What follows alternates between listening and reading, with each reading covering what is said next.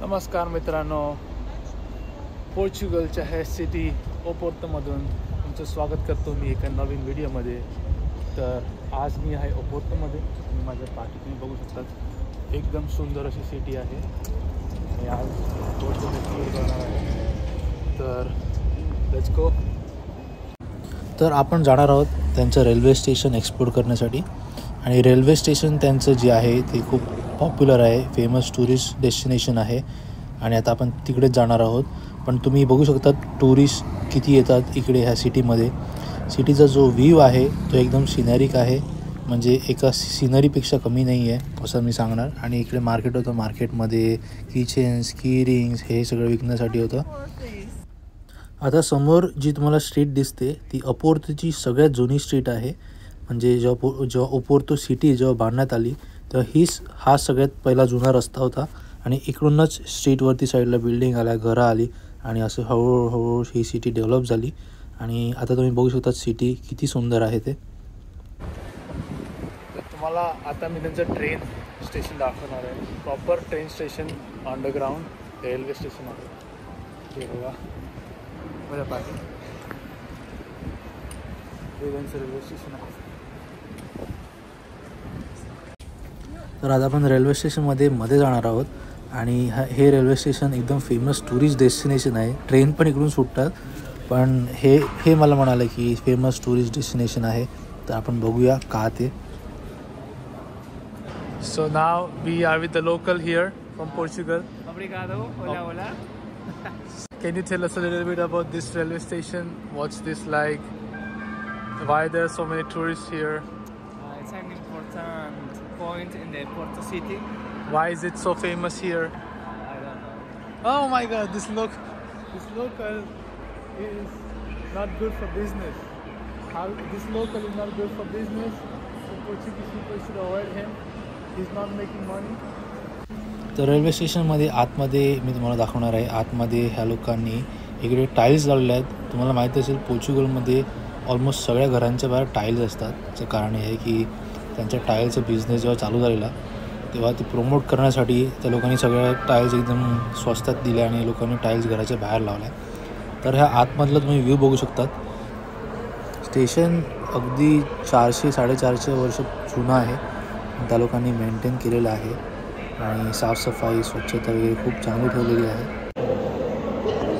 तर मित्रांनो, आता मी आलो आहे ओपोर्तो पोर्चुगलच्या रेल्वे स्टेशनवर आणि खूप क्राऊडेड आहे आणि लोक फक्त रेल्वे स्टेशन बघण्यासाठी इकडे आलो आहे। तर मी तुम्हाला दाखवणार आहे टुरिझम कसं वाढवतात। हे बघा माझ्या पाठीमध्ये टाईल्स आहेत, तिकडे लोकांनी टाईल्स लावले आहेत। टाईल्समध्ये त्यांची हिस्ट्री दाखवलेली आहे। पोर्चुगल ही कंट्री 1200 साली इन्व्हेंट झालेली आहे आणि ते त्या लोकांनी इकडे टाईल्समध्ये दाखवलेलं आहे आणि टाईल्सवरती ते लोक वाईन बनवतात, बिअर मॅन्युफॅक्चर करतात। ते लोकांनी हे फक्त टाईल्सवरती दाखवलेलं आहे आणि ते बघण्यासाठी लोक लांबून येतात इकडे।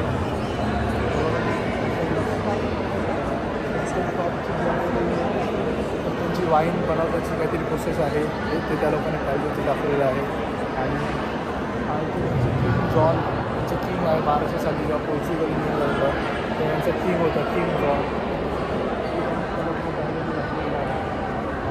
नॉर्मल रेल्वे स्टेशन आहे, इकडे पण टाईल्सवरती त्या लोकांनी काहीतरी रिपीट केलेलं आहे आणि त्या साईडला बघू शकतात। तर एक नॉर्मलचं रेल्वे स्टेशन आहे, त्या लोकांनी नॉर्मलचं रेल्वे स्टेशन टुरिझममध्ये कन्वर्ट केलेलं आहे। तर ह्याच्यातून आपण काहीतरी शिकू शकतात आणि भरभरून लोक इकडे फक्त रेल्वे स्टेशन बघण्यासाठी येतात। आपल्याकडे बघण्यासारखं भरपूर आहे। आपण पण जर आपले जे साईट्स आहेत पुणे किल्ले जे थोडे डेव्हलप केले, थोडे रिनोव्हेट केले तर आपल्याकडे पण टुरिझम वाढू शकतो। तर इकडे त्या लोकांनी काय दाखवलेलं आहे टाईल्सवर, त्यांचा एक किंग होता, किंग जॉन, 1200 साली 1200 आफ्टर क्राइस्ट, म्हणजे आता 2025 चालू आहे, तसं 1200 साली त्यांची जी हिस्ट्री आहे ती त्यांनी टाईल्सवरती दाखवलेलं आहे। राजा होता किंग जॉन, तो त्याचा दरबार कसा बसवायचा, कसं ते चालायचं, त्यांचं सरकार कसं चालायचं, तेव्हा युद्ध होत होती। तर मग युद्धामध्ये म्हणजे एक ते काल्पनिकच आहे, पण त्या लोकांनी ते एका फक्त टाईल्सवरती त्यांची हिस्ट्री दाखवलेली आहे। तर मग लोक येतात आणि त्यांची हिस्ट्रीबद्दल टुरिस्ट तुम्हाला माहिती आहे हे जे युरोपियन टुरिस्ट आहेत, अमेरिकन टुरिस्ट आहेत, वेस्टर्न कंट्रीजचे जे टुरिस्ट आहेत त्यांना पुस्तके वाचायला आणि देशाच्या हिस्ट्रीबद्दल ऐकायला खूप आवडते. आणि जर ह्या इंग्लिश लोकांनी जर त्यांची पण थोडी हिस्ट्री बघितली तर त्यांना कळेल की त्यांनी किती खराब कामं केले आहेत आणि किती लोकांना त्यांनी त्रास दिलेला आहे. तर आता उलटं झालेलं आहे. इकडच्या लोकांना UK जायला आवडते आणि तिकडे राहायला आवडते, सेटल व्हायला आवडते. तर हेच ते रेल्वे स्टेशन आहे, त्याच्यातून आता आपण बाहेर आलो आहोत आणि इकडे कन्स्ट्रक्शन चालू आहे म्हणून थोडं बिझी आहे. आता तुम्ही बघू शकता समोर एक किल्ला आहे आणि पोर्चुगीज आर्किटेक्चरचा हा किल्ला आहे. किल्ल्याच्या समोरच ही सुंदर अशी फुलं आणि एक अंडरग्राऊंड रस्ता आहे किल्ल्यामध्ये जायला. आणि टुरिस्ट बस खूप जातात तिकडून, कारण टुरिस्ट इकडे भरभरून येतात ही सिटी बघण्यासाठी. खूप सुंदर अशी सिटी आहे. तुम्हाला पण चान्स मिळाला तर नक्की या सिटीमध्ये. आणि इकडे एक चर्च आहे त्यांचं ते. आता इकडे एक जुनी ट्रॅम्प आहे. ही ट्रॅम्प चालू आहे आणि टुरिस्टला फक्त फिरवण्यासाठी ही ट्रॅम्प आहे. पण बाकीकडे ट्रॅम्प पण युरोपमध्ये तुम्हाला ट्रॅम्प खूप दिसतील. मी तुम्हाला एका नंतरच्या व्हिडिओमध्ये दाखवेलच. आणि एक जुनी गाडी आहे त्याच्यामध्ये टुरिस्ट बसून फिरतात. You'll see another metallic bridge. So the one on our left is actually from Mr. Eiffel of his from 1886, but he won a public competition to build it, and currently it's national heritage. It had to be replaced by the one next to it, the white bridge, which is currently. आता आपण माझ्या पाठी बघू शकतात, हाच तो bridge आहे ज्याच्यावरून आता आपण आले आणि ह्याच्यावरूनच आपली बस आली. तर दोन्ही साईडला जो व्ह्यू मी तुम्हाला बसमधला दाखवला. मित्रांनो, आता मी रिव्हरफ्रंटवरती पोर्चुगलच्या ह्या सिटी ओपोर्तोमध्ये आणि हा व्ह्यू जो माझ्यासमोर आहे तो एका सिनरीपेक्षा कमी नाही आहे. आणि मी तुम्हाला हा ब्रिज दाखवणार आहे. हा ब्रिज जो आहे जो 1973ला बांधलेला ब्रिज आहे माझ्या पाठी.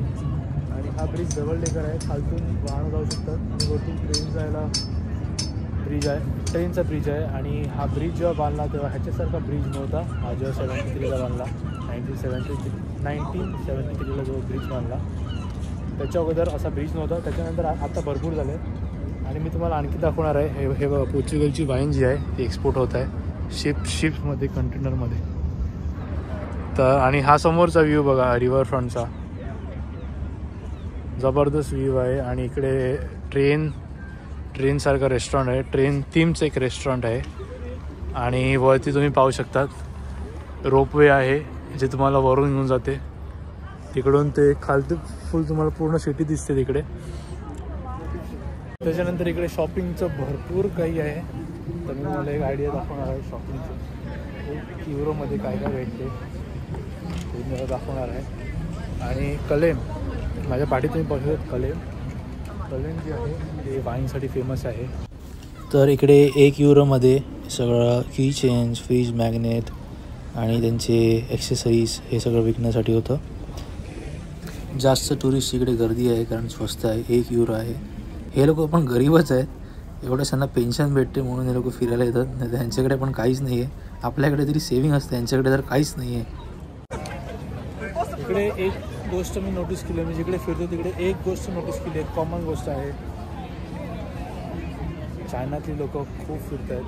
चायनाच्या लोकांकडे अपाट पैसा आहे, भरपूर पैसा आहे त्यांच्याकडे. आणि त्यांच्या मुकाबले आपली लोक कुठे फिरताना दिसत नाही आहेत, खूप कमी दिसत आहेत. त्यांच्याकडे एवढा पैसा झाला आहे की हे वर्ल्ड टूर पण करतात. तर चांगली गोष्ट आहे. चायना आपल्यापेक्षा तरी चायना अप्रॉक्सिमेटली 100 वर्ष पुढे आहे असं मी सांगणार. ह्या लोकांकडे करोडोने पैसा आहे. तर मी बघू शकतात स्पेंड पण करतात हे लोक, खर्च पण करतात हे लोक आणि फिरतात पण हे लोक. तर मित्रांनो, आता वेळ आली आहे हा व्हिडिओ इकडेच थांबवायची. तुम्हाला व्हिडिओ आवडला असेल तर नक्की लाईक करा, शेअर करा आणि सबस्क्राईब करा.